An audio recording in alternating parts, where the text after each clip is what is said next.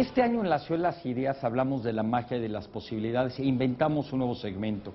Así como el de Mexican hablamos del jurado. ¿Y qué tal si? Todo este año fue ¿y qué tal si? ¿Y qué tal si me prestas tus oídos? Hay todo un debate de qué es lo que más influye al ser humano. Claro, somos una mezcla de muchas cosas. Pero ¿qué influye más? ¿Los genes? ¿El medio ambiente? Los andrógenos los andrógenos y estrógenos que tienes en la gestación, lo que sufrió o no sufrió tu madre cuando tú te encontrabas en la gestación, o simplemente tus peers y tus pares. Tuvimos la posibilidad de escuchar a 5 distinguidas personalidades, a cada quien nos hable 12 minutos y tratar de convencer a un jurado distinguido para ver realmente quién daba los mejores argumentos. Quédese, vea qué cosa tan interesante, y sobre todo ponga atención a John Manning, que nos habla de la relación del dedo anular con el dedo índice para ver realmente qué tan agresivo, qué tantas proclividades hay tener cáncer de próstata. Bueno, les va a encantar esto en la Ciudad de las Ideas. Damas y caballeros del jurado, me gustaría platicarles, bueno, quisiera empezar con mi propia vida personal. Crecí donde ven ustedes, en ese vecindario que aparece del lado izquierdo de la diapositiva. Es un lugar de pobreza, de proyectos, de vivienda, y donde hay muchos enemigos. Viví en la ciudad de Nueva York, y en esa época esta zona que tiene un radio de 5 cuadros fue uno de los 3 puntos que se encontraban en el triángulo de la heroína. Cultivaban amapolas en Irán, se procesaban en Tailandia y se enviaban a esta zona donde el 70% de la heroína se consumía y entraba por aquí. Y lo sé porque estamos en México, y no tengo que decirles que cuando llegan las drogas y el narcotráfico y la violencia y otros problemas más se presentan. Es decir, era una de las zonas más violentas en aquella época. Mis padres decidieron vivir ahí. Eran artistas. Mi padre es un pintor, mi madre es escritora, y querían hacerla. Y por supuesto, si quieren ustedes hacerla en Estados Unidos, bueno, se va uno a una ciudad grande, y se fue uno de Connecticut y otro de Pensilvania para llegar a la Gran Manzana, a Nueva York. Y ya que eran artistas que luchaban, por supuesto, definitivamente, pues nada más tenían dinero para vivir en este lugar tan pobre. Pero quiero decirles que yo les voy a hablar acerca de un experimento natural, porque aquí vamos a hablar acerca de las diferencias de clase y la diferencia de raza, porque la gente de distinto color vive en zonas diferentes. Si son de la clase media, pues tienen una casa bonita y algo ahorrado en el banco, pero cuando hay cosas más evidentes, entonces nosotros vemos qué es lo que queda. Y lo que yo quiero decirles a ustedes es que esto es más poderoso que la rosa o el color. Estoy hablando acerca del capital social. Bueno, esta es una palabra muy elegante que utilizan los sociólogos, y mis padres conocieron a varios sociólogos, y con este término hablo acerca de la educación. Por ejemplo, mi mamá fue egresada de la universidad, y si ven ustedes la fotografía de la derecha, estoy yo ahí atrás, bueno, sonriendo como un tonto. Mi mamá no es una muy buena fotógrafa, mi hermana está aquí, y estos serán mis vecinos. La mayor parte de mi investigación ha tratado de descubrir por qué yo aparezco aquí, mis vecinos no. Bueno, después llegué a la secundaria. Aquí estoy tocando el clarinete, y ahí está una mío de la zona, Jerome McKill. Bien, un poquito después de haber tomado esta fotografía, andaba por ahí de paseo en la noche hablando con un amigo, y de repente hubo un tiroteo. Y por supuesto, ahora quiero decirles a ustedes que esta era una de las zonas en donde se vendía crack y una de las balas le dio en el cuello y a partir de ese momento, a la edad de 13 años, quedó paralizado. Así que la mayor parte de mi vida ha tenido que ver con el hecho de contestar la siguiente respuesta: ¿por qué estoy aquí? ¿Por qué niños como Jerome ya no lo están? Así que ustedes podrían decir, bueno, fue aleatorio, es decir, bueno, pegó la bala en un edificio y de rebote le dio a Jerome. Es buena suerte y mala suerte, pero cuando nosotros sumamos tantas experiencias como la de Jerome y el hecho de que un amigo mío, Mark Ramírez, de la Liga de Béisbol, estuvo 20 años en prisión porque se reunió con la gente equivocada a los 19 años, y mientras tanto yo por accidente quemé el departamento de unos amigos. Estábamos jugando ahí y pues bueno, no me metí en tantos aprietos como para no estar aquí, pero sí ocasioné esto. Si yo quisiera contestar esto, bueno, yo sabía muy poco cuando empecé a investigar que formaría parte de este debate, y por supuesto que aquí hablo acerca de la naturaleza versus la naturaleza y la naturaleza versus la nutrición que todos recibimos. Aquí les quiero hablar acerca de Dodson y él habla acerca del ADN y de la importancia de los genes. Por otro lado, tenemos a John Watson, a quien muchas veces se cita erróneamente, puesto que se ha dicho que en un momento dado se puede cambiar a una persona y convertirlo en un científico o en un delincuente si se ve su actividad genética, pero esto definitivamente no es tal. Ahora les quiero decir que yo realicé un experimento. Tomé dos gemelos idénticos en el momento del nacimiento, me llevé a uno a donde yo vivo y al otro me lo llevé a Greenwich, Connecticut, que es la zona más opulenta cerca de Nueva York, y estuve observándolos durante 35 años, hablaba con ellos, pero lo hacía a ocultas, y al hacer estas observaciones tomaba notas. Después de 35 años vi cuál era el efecto de este nutrimento social en estos gemelos y cómo diferían uno del otro. Por supuesto que esto no contestó la pregunta de la raza y de la clase social, sino nada más de esa nutrición, de ese nutrimento emocional. ¿Por qué? Porque uno terminó mejor que otro. Así que, por ejemplo, si nosotros hiciéramos esto con ustedes, bueno, tendríamos que hacerlo cuando menos durante un periodo de 20 años, habiendo asignado a cada uno a distintas familias. Aquí lo que tuvimos que hacer fue un diseño, después tuvimos cuádruples y dos tenían la piel oscura, y yo me llevé a uno de ellos a una de las zonas opulentas y a otro donde yo vivía.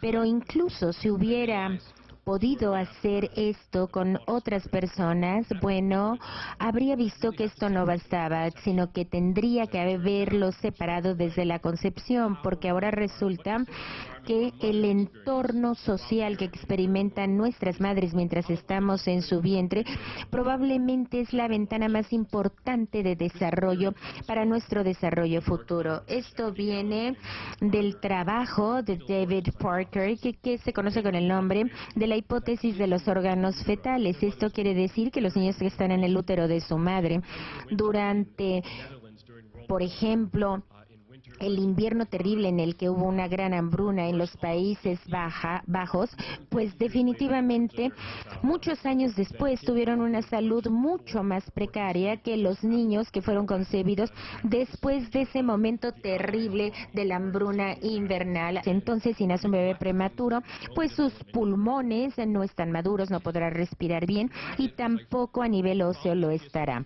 Ahora, dando seguimiento a estas familias PSDI, vimos también a madres que tenían, por ejemplo, algunas situaciones de preeclampsia, etcétera. A lo mejor era la primera preñez, y de esa manera nosotros vimos que en un momento dado, por ejemplo, si el esposo se quedaba sin trabajo o había habido la muerte de un familiar, pues entonces los bebés nacían con menos peso, niños que llegaron a pesar hasta 25 gramos, es decir, son niños que crecieron en el mismo mismo hogar, los investigamos durante 20 años y, por ejemplo, cuando nacían con muy bajo peso, pues era más difícil en un 50% que se graduaran de preparatoria. 50% definitivamente. Tenemos también una historia de esperanza porque la madre naturaleza es muy sabia. Entonces, lo que los niños experimentan en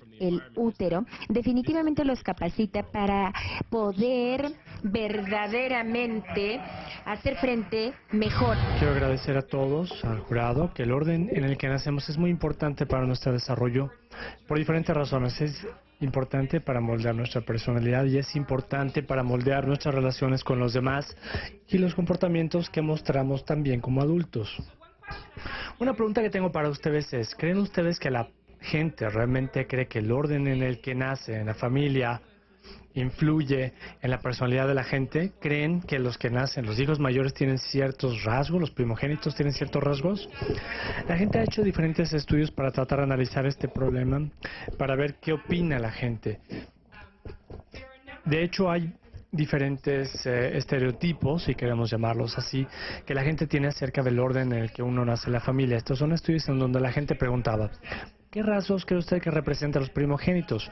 ¿Qué rasgos representan a los chicos, a los niños del medio? ¿Qué rasgos representan a los benjamines de la familia?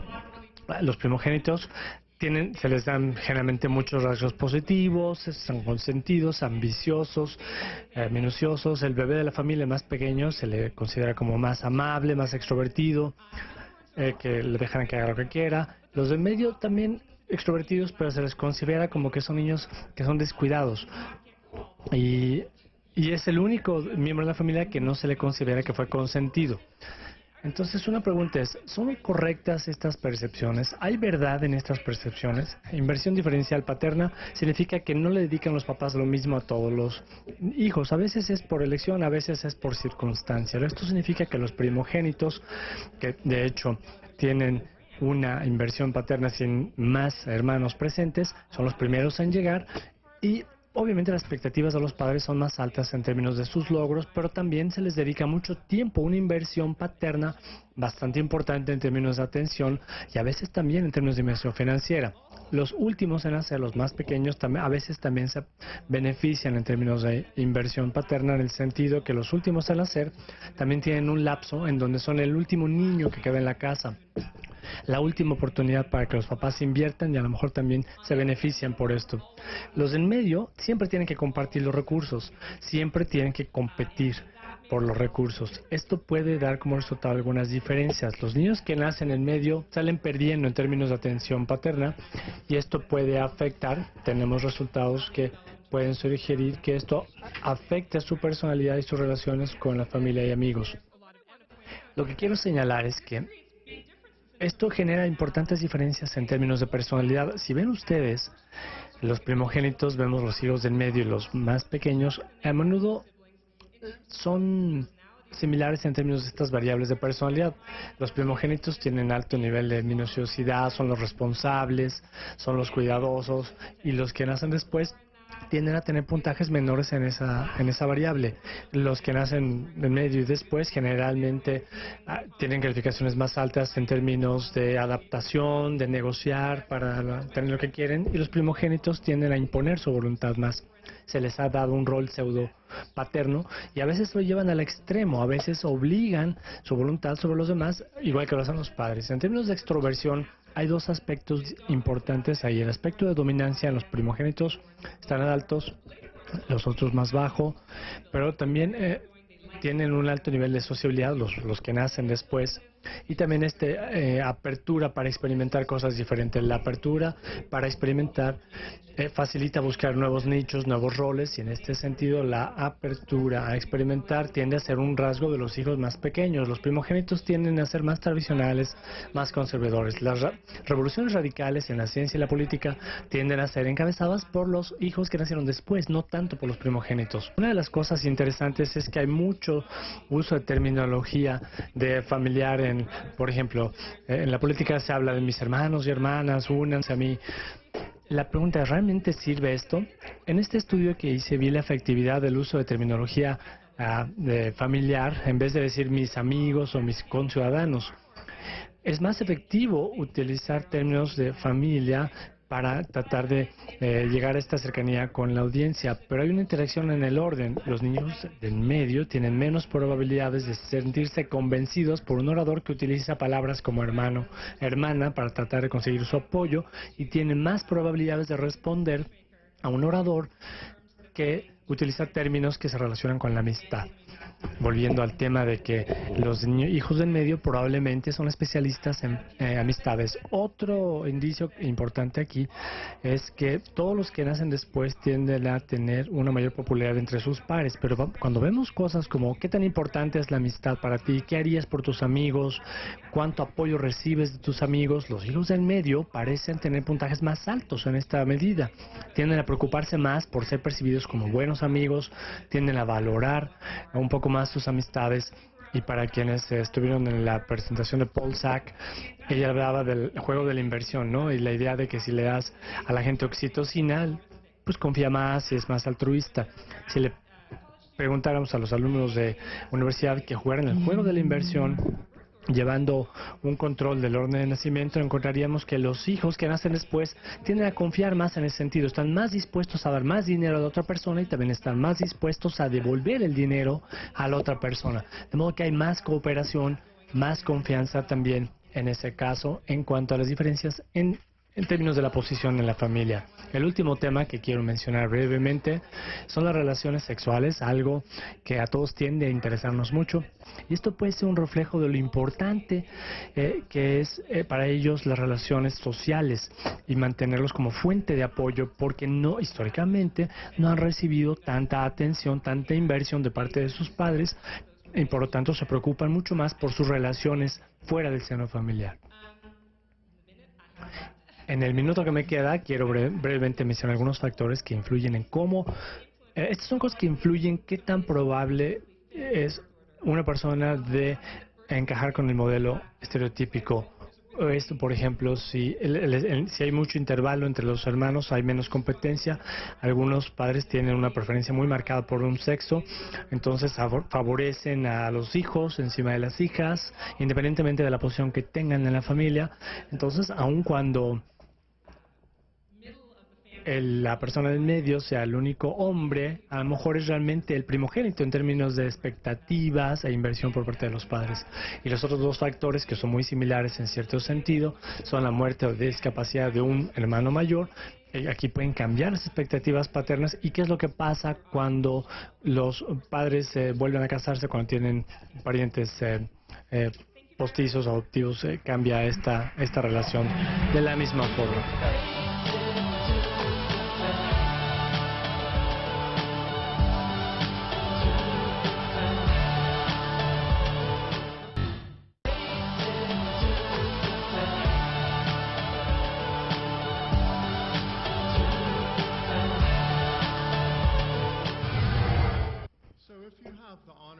Si uno tiene el honor y el privilegio de estar aquí en Ciudad de las Ideas, ustedes ya saben que los genes son importantes.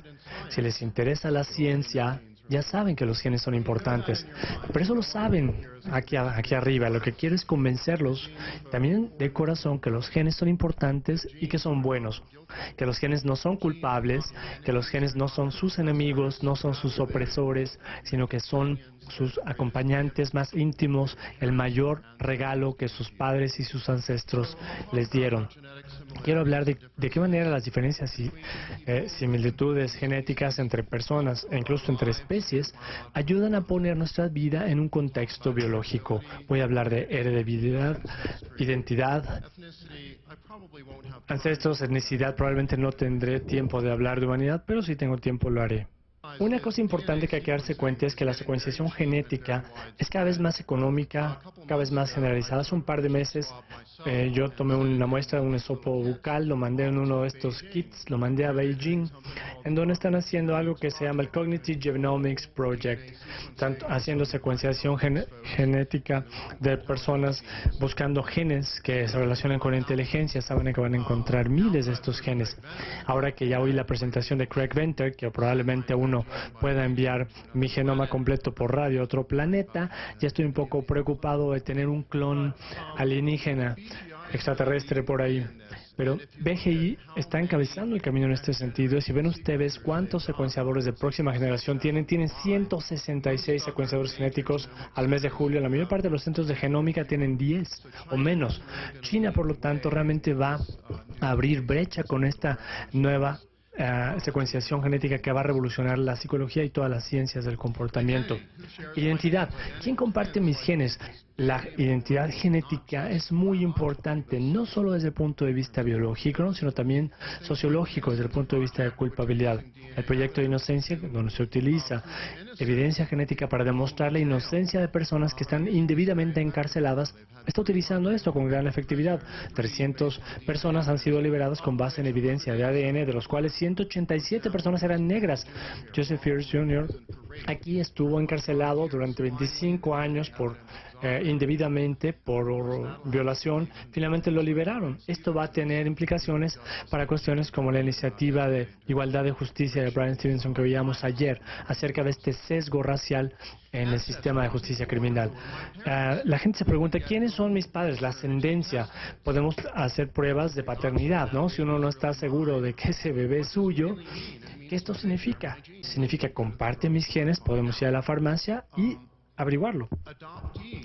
Las personas adoptadas, las personas que han sido adoptadas en una familia, muchas veces quieren saber quiénes son sus padres biológicos. Es importante para su identidad. Y hay cuestiones como el Inter-Country Adoptive Registry que ayuda a las personas adoptadas a saber quiénes son sus padres biológicos.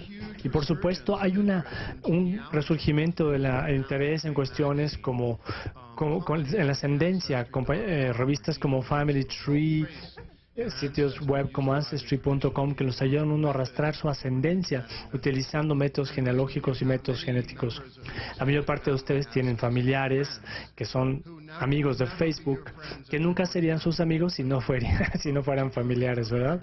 Sobre todo si son estadounidenses rumbo a las elecciones, es cualquiera que no esté de acuerdo con mis preferencias políticas, probablemente es pariente, no es amigo.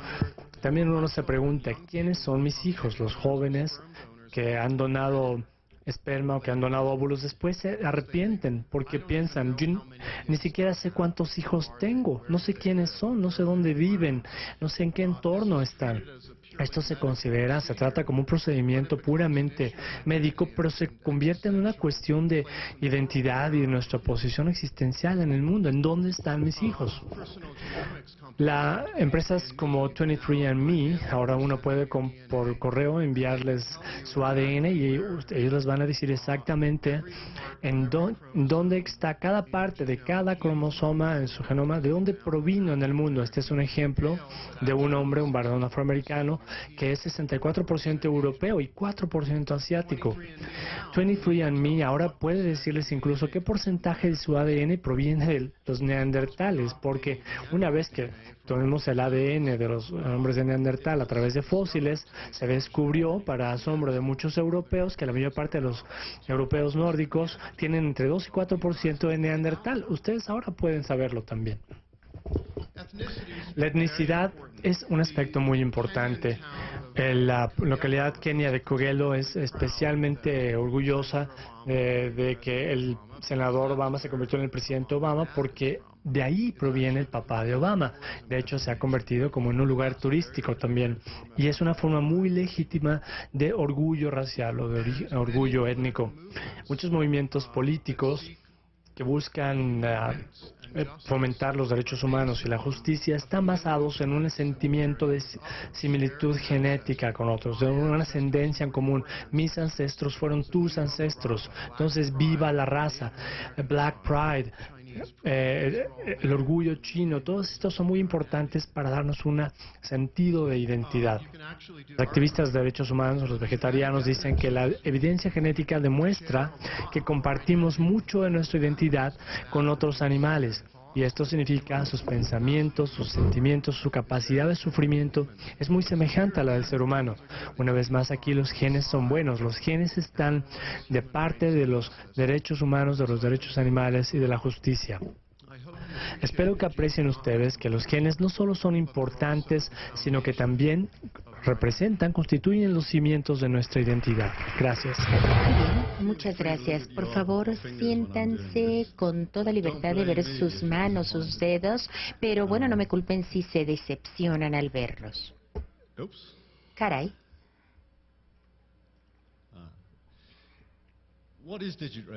Bueno, ¿cuál es la relación digital? Si ven ustedes la mano de la izquierda y ven el dedo anular y el índice, ustedes van a ver que es una mano notable porque el dedo anular mide como 1 centímetro más que el índice y el dedo anular es en realidad un indicador de la testosterona prenatal. Es decir, el dedo índice pues nos da nada más los fundamentos. Ahora, la mano del lado izquierdo es de un hombre, se ve más masculina, y la del lado derecho se ve más femenina. Es decir, los hombres tienden a tener dedos anulares más largos que el índice y las mujeres tienen aproximadamente el mismo tamaño en ambos dedos, anular e índice.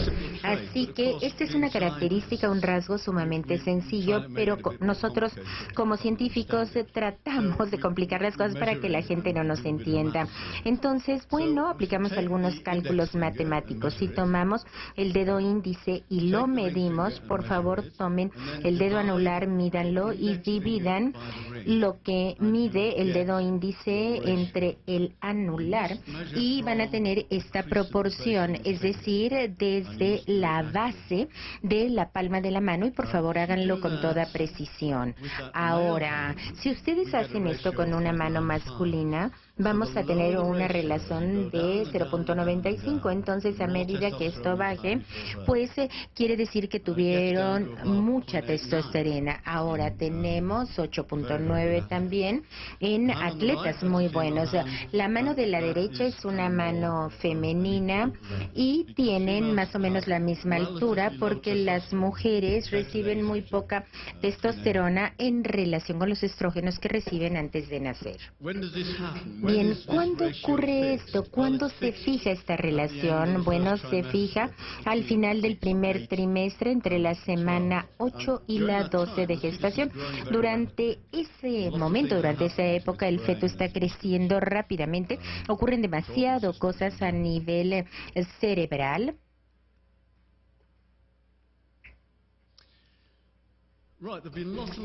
Y aquí se han hecho muchos estudios en relación con esta relación y, bueno, algunos quizá no estén correctos, pero estas relaciones son verdaderamente muy sólidas y otras son muy débiles. Si toman ustedes, por ejemplo, a una persona que tiene un dedo anular largo, más largo, entonces puede uno hablar acerca de tendencias, pero también aquí tenemos que hablar acerca de probabilidades.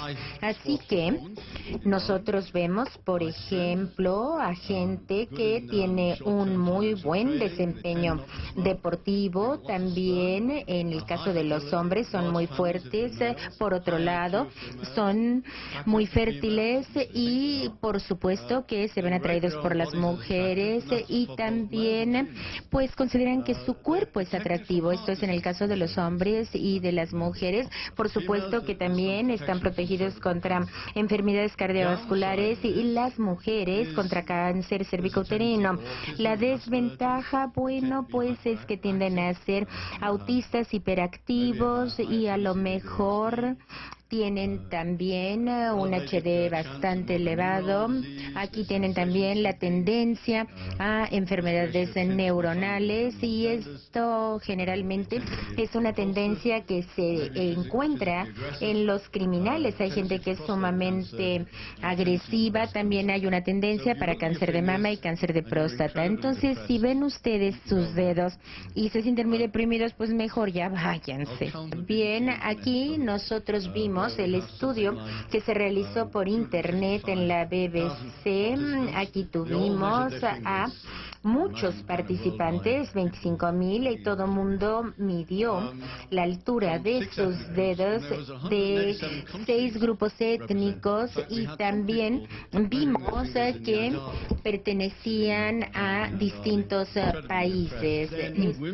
Ahora, con respecto a las mujeres que tienen un alto nivel de testosterona, miren ustedes, generalmente están capacitadas para trabajar como ingenieras o técnicos de la información, en tecnología de la información, y tienden a encontrarse en actividades que tengan que ver con la administración personal, actividades de administración personal, o por ejemplo también son buenas amas de casa. Aquí podemos invocar a todos estos conceptos. De la misma manera pueden ustedes ver las diferencias de país a país. Aquí tenemos 30 países y yo los ordené de acuerdo con la testosterona prenatal. En la parte superior tenemos a México. Hay mucha testosterona prenatal en México. No, de veras, yo no lo inventé, no lo inventé, así son los datos. Bien, y en la parte inferior tenemos a países tales como Grecia, Hungría, Turquía y Bulgaria. Utilizamos esta relación digital para hacer una correlación con prácticamente todo lo que se les ocurra. Ahora, si hacen ustedes una correlación de esto con el consumo per cápita de cigarros, bueno, pues México no va a tener un consumo muy elevado de cigarrillos. Sin embargo, si nosotros vemos otro tipo de países, ahí sí va a haber un consumo más alto per cápita. Aquí hicimos este estudio en 30 naciones, continuamos investigando y generalmente quienes fuman cigarros pues son más mujeres.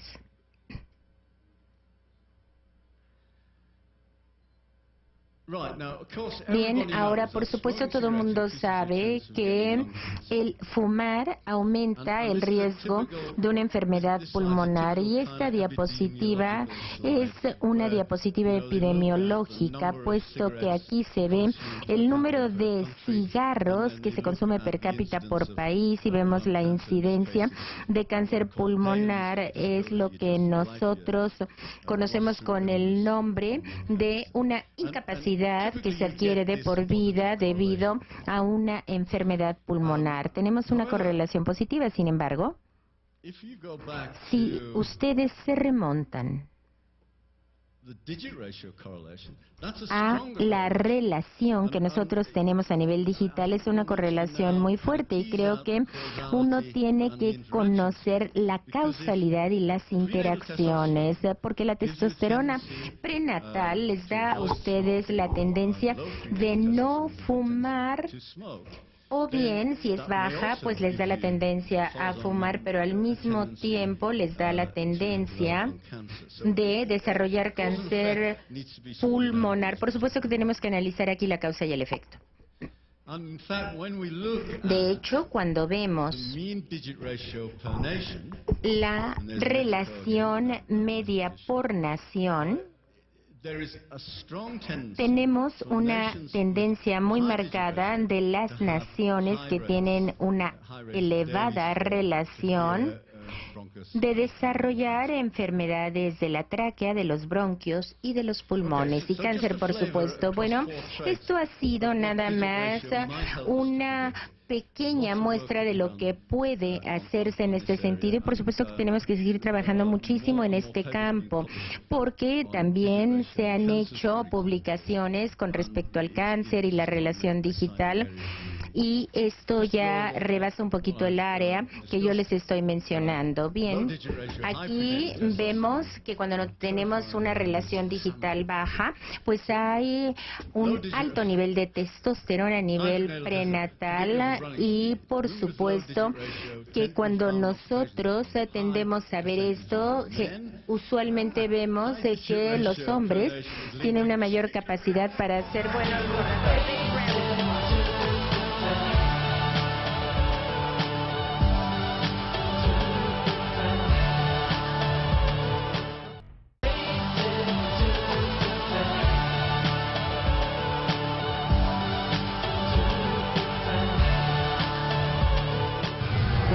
1976, cuando se formó Apple Computing, y Nadia Comaneci ganó ese 10 tan perfecto. En Taishan, China, al otro lado del océano, nosotros vimos que había una noche tranquila de verano y por supuesto que el mundo empezó a resquebrajarse debajo de sus pies.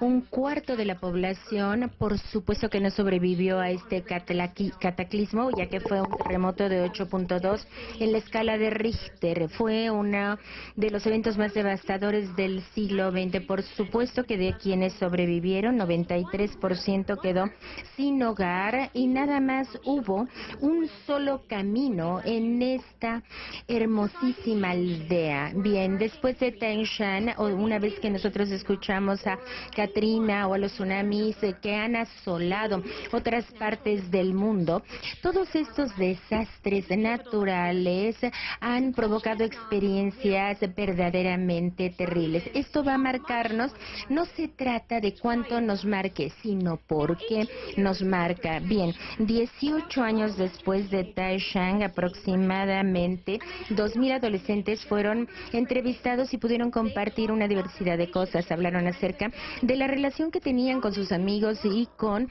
sus familiares, cómo veían el mundo, y hablaban acerca de cosas pues comunes y corrientes, como qué sentían al levantarse en la mañana, cuáles eran sus calificaciones y cuáles eran sus objetivos y aspiraciones para el futuro. Y verdaderamente esto fue un shock. Parece ser, bueno, y esto tiene que ver con lo que se nos acaba de decir, el temblor los afectó incluso antes de nacer. Entonces la mitad de los adolescentes en Taishan se vieron afectados por esto, y en comparación con otros adolescentes que nada más eran un año mayor y que estaban en útero antes de esto, habían tenido profundas dificultades de crecimiento, y al pasar por esta transición de la adolescencia a la edad madura, pues se vieron tan afectados porque incluso llegaron a intentar suicidarse, y por supuesto que cuando se enfrentaban a nuevos retos en la vida se sentían terriblemente amedrentados. Por supuesto, estos son los efectos que tuvo este terrible terremoto. Al mismo tiempo, se hizo una reconstrucción y los cuidaron los demás, pero por supuesto que sufrieron terriblemente. Bien, estos descubrimientos acerca de los adolescentes en Taishan se asemejan a otros estudios que nos hablan acerca del estrés prenatal. Sabemos que los niños que están en el vientre, cuyos padres mueren mientras ellos todavía están en útero, van a deprimirse mucho más en relación con aquellos niños cuyos padres murieron durante el primer año de vida. Por ejemplo, en la invasión que se hizo a los Países Bajos en 1940, nosotros vimos mayores rastros de esquizofrenia y, por supuesto, menores oportunidades de aprendizaje. Ahora, esto nos ha servido muchísimo para aprender, y podemos saber qué ha ocurrido después de Taishan, los tsunamis y el 11 de septiembre en Estados Unidos. Nosotros ahora hemos aprendido algo que es sencillo pero que nos desconcierta, es decir, todo aquello que existe antes de nuestro nacimiento nos afecta. ¿Y por qué? Porque es el primer entorno con el que nos topamos y realmente marca una huella permanente en todos nosotros después, ahora. Y ahora quisiera hablarles a ustedes acerca de la epigenética. De esa manera queremos ver ahora qué tanto de nosotros mismos se expresan nuestros genes y qué tanto se le va a transmitir a la propia generación. Esto en realidad replica todo esto y las moléculas extra que nosotros tenemos y que forman parte de nuestro ADN en momentos distintos. Esto se conoce como metal groups y tienen la posibilidad de determinar si un gen está activo o inactivo y si va a perdurar durante toda la vida. Yo los veo como una especie de candados que se cuelgan de nuestro ADN, permanecen ahí, nunca cambian el código genético. El código genético se transmite a nuestra descendencia, pero así como un candado de una puerta, estos grupos metilo tienen la capacidad de determinar si un gen determinado está activo o inactivo, si una puerta se puede abrir o cerrar, qué tan funcional es una puerta determinada. El hecho es que algunas experiencias muy profundas en la vida, cuestiones como la hambruna, el trauma, el abuso o incluso algunas más benignas, más comunes como fumar, tienen la posibilidad de fomentar una metilación y una expresión genética de una manera que persiste con el tiempo. Y esa metilación heredada, esa nueva manera en que se manifiesta, se expresa un gen, se puede transmitir a las generaciones posteriores. Lo que esto significa es que alguien cuyo padre o abuelo experimentó hambruna va a tener mayores probabilidades de tener menor peso y va a tener más propensión a cuestiones como diabetes u obesidad que alguien cuyo padre o abuelo no experimentó una hambruna.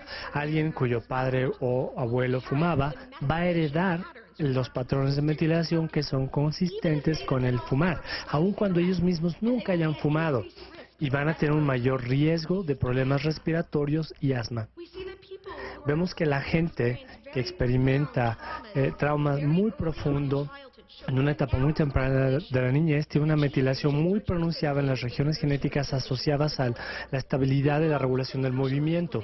Hemos visto explicaciones sociales de hace mucho tiempo, pero la epigenética ofrece una explicación biológica para la mayor susceptibilidad a la depresión, a la ansiedad e incluso el síndrome de estrés postraumático en estos niños que nunca sufrieron un trauma. Lo que esto significa es que nunca de nosotros nace con un ojo en blanco. Heredamos el ambiente, heredamos las experiencias que el ambiente implica. Y esto rebota de una generación a otra a un nivel celular muy profundo y tiene el poder para influir en cómo, por qué actuamos y sentimos como lo hacemos. Gracias por su tiempo y gracias por su atención. Lawrence Steinberg, quiero hablar sobre el impacto de los pares, de los iguales, en el comportamiento de los adolescentes. Si pensamos en la vida, ¿no? En todos los periodos de la vida, el más peligroso es la adolescencia. La adolescencia también es el periodo de la vida durante el cual los pares, los iguales, tienen la mayor importancia. Podemos decir muchas cosas positivas acerca de los adolescentes, de los jóvenes. Tienen energía, tienen pasión, son divertidos, son interesantes, pero una de las cosas que también caracteriza a la gente de esta edad es que corren muchos riesgos, hacen muchas cosas arriesgadas, imprudentes, y estas imprudencias tienen consecuencias graves. En comparación con otros grupos etarios, los adolescentes tienen más choques, más accidentes automovilísticos, cometen más delitos violentos y no violentos, intentan suicidarse con mayor frecuencia. Entonces, ¿por qué se corren más riesgos durante la adolescencia que durante otros periodos de la vida? Bueno, pues porque se supone que eso es lo que deben hacer, deben correr riesgos. Este es un hallazgo que está surgiendo con base en nuestros estudios y otras investigaciones sobre el desarrollo de los adolescentes, y esto está sustentado en avances en la neurociencia de los adolescentes. Y para eso hay que pensar en los adolescentes en otras especies. Todos los mamíferos pasan por la pubertad igual que nosotros, por lo tanto podemos hacer modelos del desarrollo adolescente analizando otras especies. Cuando un mamífero pasa por la pubertad, deja su entorno en el hogar y va en busca de una pareja o quizá un par de parejas. Y eso es realmente peligroso y es algo muy arriesgado porque existen depredadores y existen competidores. Para que los animales se puedan reproducir, tienen que estar dispuestos a correr riesgos. Y ahora pensamos que la evolución ha cablado este periodo de la vida para que la gente esté dispuesta a comportarse de manera más riesgosa. Alrededor de la pubertad hay cambios muy importantes en una parte del cerebro que es el sistema límbico, que se muestra aquí en color azul. Estos cambios involucran un neurotransmisor que se llama dopamina. La dopamina es un neurotransmisor muy importante para la manera en que experimentamos el placer. Cuando estamos anticipando algo muy placentero como la comida o el sexo o el dinero, tenemos una inyeccióncita de dopamina, una liberación de dopamina. Y hay más actividad dopamínica en el cerebro durante la adolescencia que en cualquier otra época del desarrollo. Entonces, lamento decírselos, pero nada, por el resto de su vida, alguna vez se va a sentir tan rico como se sentía cuando eran adolescentes. Entonces, este sistema de recompensa dopamínica se activa durante la adolescencia, pero al mismo tiempo otro sistema del cerebro, que se muestra aquí en color verde, que está alocado en la corteza prefrontal delante de la frente, se está desarrollando pero muy lentamente. Esta es una parte del cerebro que pone los frenos a los impulsos, que nos permite pensar y planear con anticipación. Entonces, cuando este sistema de recompensa dopamínica se está activando en la época de la adolescencia, la pubertad, lo hace contra un trasfondo de un autocontrol muy inmaduro. La consecuencia de esto es que preferimos oprimir el acelerador sin tener un buen sistema de frenos. Si ven ustedes los datos para accidentes, si vemos la probabilidad de un accidente en función de cuánta gente ocupa el vehículo, lo que ven es que la probabilidad aumenta dramáticamente si el conductor es adolescente, pero no cambia si el conductor es adulto. Entonces hemos tratado de entender qué tienen los pares que hace que los adolescentes se comporten de manera arriesgada. Hicimos experimentos en donde pedíamos a la gente que viniera al laboratorio a hacer una batería de pruebas que medía cuestiones como toma de decisiones, correr riesgos, y tomaban esta prueba solos o con amigos acompañándolos. Lo hicimos con niños, con adolescentes y con adultos. Una de las pruebas que utilizamos es una prueba de manejo. Simula la situación que muchos de ustedes conocerán, de donde vamos deprisa por llegar a alguna parte, nos acercamos a un crucero, la luz se pone en ámbar y tenemos que decidir si vamos a tratar de pasarnos el alto o no. ¿Les parece conocida la situación? Entonces medimos si la gente trataba de pasarse el crucero o no, como una medida de qué tanto riesgo estaban corriendo. Y lo que hemos descubierto es que cuando los adolescentes estaban jugando estos juegos solos, no corrían más riesgos que los adultos, pero lo único que había que hacer era que sus amigos estuvieran a bordo o simplemente viendo cómo jugaban el juego, y eso automáticamente aumentaba el riesgo que ellos corrían. Entonces queríamos entender qué pasaba. Decidimos hacer este estudio utilizando imagenología. Tomamos este tipo de pruebas, se las aplicamos a la gente mientras observamos su cerebro en un escáner y utilizamos imágenes de resonancia magnética para ver la actividad cerebral, y podemos comparar la actividad del cerebro de las personas cuando están haciendo estas pruebas solas contra la actividad cerebral cuando la están haciendo mientras sus amigos los observan. Y encontramos una variación. En esta variación del experimento encontramos que los amigos ni siquiera están en la misma sala, no caben ahí en el escáner. Entonces los amigos están en otra sala, pero están viendo lo que está pasando en un monitor. El sujeto sabe cuando sus amigos están viendo cómo va manejando y cuando no puede ver, pero no se pueden comunicar entre sí. Y lo que descubrimos fue muy interesante, que cuando los adolescentes están siendo observados por sus amigos, esto activa los centros de recompensa del cerebro que aparecen aquí en el rectángulo amarillo. Este es un comparativo de los adolescentes que están jugando la simulación de manejo cuando los están viendo sus amigos versus cuando están solos. Estas áreas de los rectángulos amarillos son los centros de recompensa del cerebro. Esto no lo vemos en los adultos. El cerebro adulto se comporta de la misma manera independientemente de que los amigos estén viendo o no. Entonces los pares sí tienen un efecto en la manera en que los adolescentes procesan las recompensas. Y queríamos entender esto más a fondo. Estoy seguro que algunos de ustedes tienen idea de a qué se debe esto. Probablemente piensen, es que quieren impresionar a sus amigos, quieren mostrarles qué tan valerosos, qué tan valientes son. Decidimos, deberíamos hacer este experimento con adolescentes que probablemente no les importa mucho lo que piensan sus amigos. Entonces hicimos este experimento con ratones. ¿Se acuerdan que les dije que los ratones también pasan por la pubertad igual que todos los mamíferos? Lo que hicimos entonces fue tomar una especie de ratón y creamos grupos de pares. Los destetamos de sus madres y después tomamos un cachorrito de cada una de las 3 camadas y los criamos juntos en una jaula. Creamos un grupo de pares de 3 ratoncitos de diferentes camadas y decidimos después aleatoriamente tomar la mitad de estos grupos de pares y hacer pruebas cuando estaban los ratones solos y la mitad de ellos probarlos con los pares ahí. Pero íbamos a hacer la mitad de la muestra cuando eran adolescentes, más o menos a los 30 días de edad, y la mitad de la muestra ya de adultos, alrededor de 80 días de vida.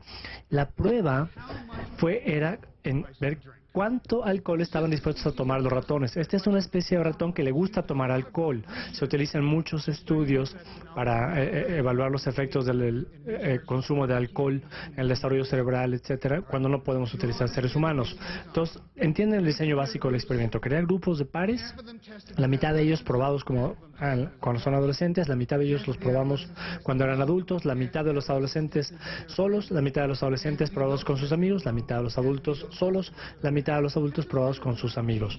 Esto les va a sorprender, espero, porque lo que descubrimos es que los ratones adolescentes, cuando están con sus amigos, beben más que cuando están solos. Pero los ratones adultos beben la misma cantidad de alcohol, ya sea que estén solos o que estén con sus amigos. Este impacto de los pares, de los compañeros en el cerebro de los seres humanos puede ser algo que se ha preservado de una especie a otra y probablemente tenga que ver con el hecho de que queremos que la gente esté más dispuesta a tomar parte en comportamientos en busca de recompensas en un periodo en el que son fértiles, en un periodo en donde pasan mucho tiempo con la gente con la que se supone que deben estarse reproduciendo. Entonces, la pregunta que me pidieron que considerara es si los pares cambian quiénes somos. No parecen modificar quiénes somos, quizá, pero definitivamente durante la adolescencia sí modifican lo que hacemos. Y esto abre la puerta a oportunidades para tomar decisiones riesgosas que amenazan el bienestar de los adolescentes y del resto de nosotros. Pero tenemos que tomar en cuenta, cuando pensemos en esto, tenemos que recordar que esto es en aras de algunas cosas muy importantes, porque si los adolescentes no corrieran riesgos, no se reproducirían. Y necesitamos que todos los animales se reproduzcan. Ese es el efecto, the peer effect, el efecto de los pares. ¿Qué les pareció? ¿Con quién están de acuerdo? ¿Quién cree que fue el mejor? Escríbanme @roemerandrés, me interesan muchísimo sus comentarios, tuitéenme y por favor métanse a la aplicación de Ciudad de las Ideas donde pueden tuitear directamente o mandarle mensajes por Facebook a cada uno de nuestros ponentes. Y gratitud a Puebla Acciones que Transforman, al Grupo Salinas, a TV Azteca, Proyecto 40, a Yusacel, por supuesto a Comex, a La Guapa, Café Punta del Cielo, a Aeroméxico, a Pepsi, a PepsiCo, a Sabritas, a Silly, a Ilusión, a Cinépolis, a Netflix, a José Cuervo, a Estrella Roja, a Audi, a Itálica, Casa de los Muñecos, a Taurus, a Marcos Beteta, a Galería Boutique, a todos y cada uno de ustedes que hacen posible que las mejores ideas del mundo nos muevan a nosotros, nuestro cerebro, para atraparlas, innovar y cambiar a este país y al mundo. Quédense en Frente.